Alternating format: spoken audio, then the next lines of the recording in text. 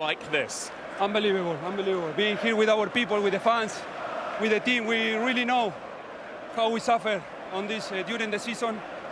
But the only way is putting the face here and showing who we are. And I think today it was the best moment to do it.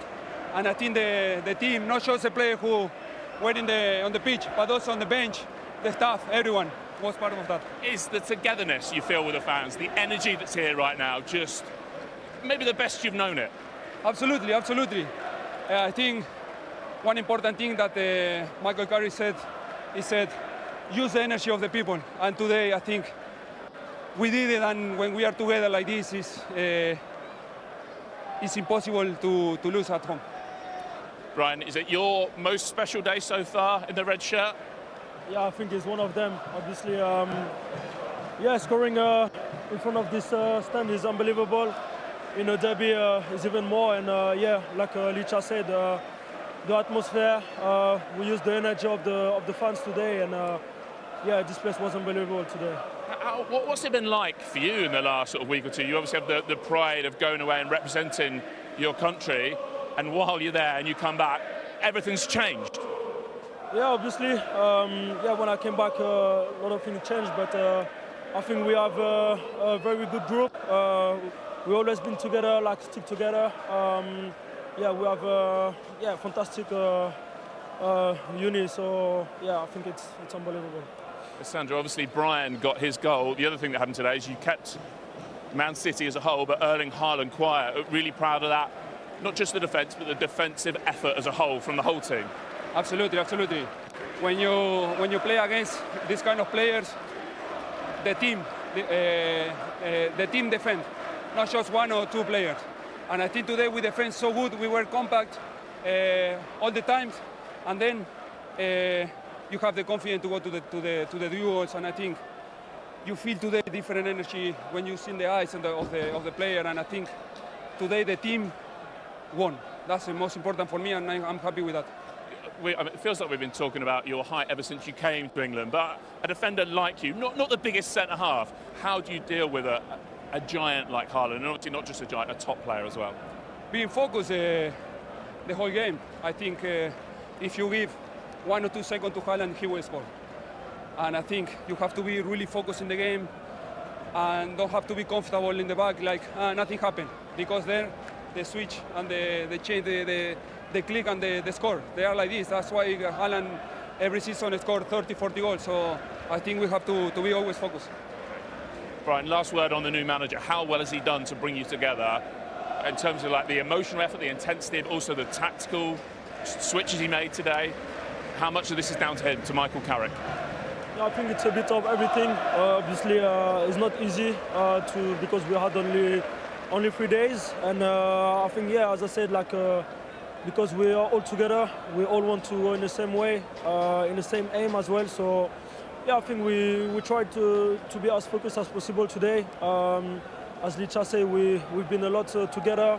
Everyone was defending, everyone was attacking. So at the end, it's been a team effort today. Very good result. Well played, time.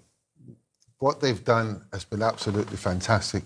And I think more than anything, they've been talking to them. They made them understand what Manchester United is supposed to be. And then he's given them the freedom to go and do that. So there was no, as soon as they won the ball, it didn't matter where the ball was won, there was no restraint. Go forward. And we saw that in the first goal. You had, it's a free kick that Harry defends, heads it out, and all of a sudden they're 4 against 2. That's not something I've seen for a very, very long time in Manchester United. But that is what Manchester United historically always has been able to do. As soon as the ball is won, you go forward and you don't think about what's going to happen behind you. That, I think, is something they've been talking to them about a lot, that when you get that opportunity. And it was fantastic. I mean, I can't praise Michael Carrick and his staff enough for what they've done in such a short space of time, because it was not easy. And again, I go back to the 2 games where Fletcher was in charge. There was no difference. You couldn't see a difference with the same players. Today, it was 2 different worlds. It's just, if they can keep this up, I'm just looking at the fixtures left, The Champions League is one game and you dream it. One thing Michael did say was, I've told the players to enjoy it. We're playing for Manchester United. You're playing at Old Trafford here, and you saw a smile on not just the players but the supporters' face again today, Michael. Yeah, but you can't. Enjoyment is a byproduct. You don't go onto the pitch thinking, "Oh, yeah, I'm going to love this today." Winning, you only enjoy it if you're winning, if you're scoring goals, if you're breaking fast. I mean, the pace in that Manchester United team now, they got. Peter said about direct, they were looking forward, but you can do that when you've got pace up front. And everywhere you look, there was players wanting to run forward. And then you get one or two players on the ball.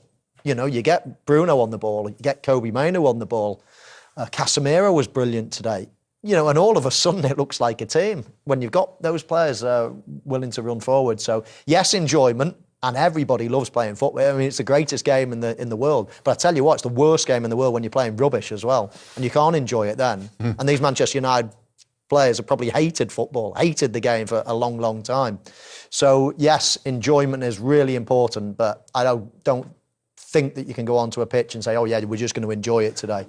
Enjoyment comes with playing well and winning. And they will more than enjoy it tonight. And City didn't enjoy it. And some of those points Michael's making about the way United set up with that pace, and did it catch them out a little bit? Potentially. Well, I'm going to say obviously because it worked and they lost 2-0. But in regards to the way City are susceptible to chances and goals being scored against them, that it was perfect for them. They like to press high. They like to keep every player up high to sustain attacks, but then when you find yourself defending, it's either an offside or one-on-one. And you can't get that right every time. Can we any of us think of a moment in the game where someone was jockeying a United forward and there was delay in the attack? It was either he's offside or he's in on goal, and you can't defend like that. You're not able to give yourself a breather, to be honest. It's hard to kind of get in momentum in the game, because even if it's offside, it still lifts the crowd and it still gives momentum to the attacking team. So they probably need to learn to defend a little bit deeper and suffer and be comfortable in making it harder to beat, rather than when someone wins the ball, within 3 passes, they can be in front of your goal. And again, the first goal, that can't happen. They can't have an attack. And if I just think about where Cherki's took the free kick from and the distance, in Burmo's 10 yards ahead of him. By the time he scored the goal, I think Cherki's 40 yards behind him. Like, that can't be, especially in a derby, that can't be the outcome to any goal. Let's have a look at it then, what Jolene's talking about. We want to attack certain spaces. I think you're going into any game and you kind of assess what certain spaces you can attack and what parts of the pitch you can maybe use in a positive manner. And they'll be doing the same, obviously, for us. That's part of it, and we understand that. And we just feel there's certain things that we want to try and achieve that'll give us a good chance, especially early on in the game. And then as the game develops, we got some fantastic options off the substitute bench to finish. I think it's more a feel-good factor. When we've talked about Man United previously, it's always been a little bit negative. The manager didn't want to change his system. I didn't think it was the right thing to let Amara go in this particular moment. Right. But now you want an ex-player who knows the players. But what difference is that? Because when you speak about Man United, it's all negative. You can bring in a player that can lift the crowd, for one, and it can lift the players. So I think it's a smart appointment. Do I think he's going to be amazing? We've got to see that. At Middlesbrough, it didn't work out. But in terms of a short-term plan, I think when you look at the overall picture of Man United, if you want a world-class manager, they might want a world-class manager right now who's not available. For a 6-month period, this might be the best option. A world-class manager won't come here. A world-class manager won't come and work for me. Why? Because we see what's going on upstairs. The decisions being made upstairs. We have Carrick coming in already. Now we're sitting here going, they probably pushed Holland towards him. Are you telling me Carrick hasn't got the intelligence to say, I know enough people in the game to know who to bring in? We talk about, he knows the club. He brings Johnny Evans. Johnny's got no coaching experience. No, I like Johnny Evans. He's a former player, though, isn't he, Roy? Former player. I would just give former players a job then. You've got to. We sit every week in Sky. You got to get the best of the best. We don't sit here and go, you've got to get former players every week. If we're talking about coaching experience, Holland, we'll sit here and he's done all the hours and he's got a good CV. Go, okay, I get that a little bit. Okay, but if that's the manager's choice, if that's been put on him, and then you bring in Woodgate, who he knows a little bit, he's got experience, and Johnny Evans, and we say, what coaching, and you got to get the... Johnny Evans got no... Every day you're sitting there going, what's Johnny done? I like Johnny Evans rock solid. I signed him twice.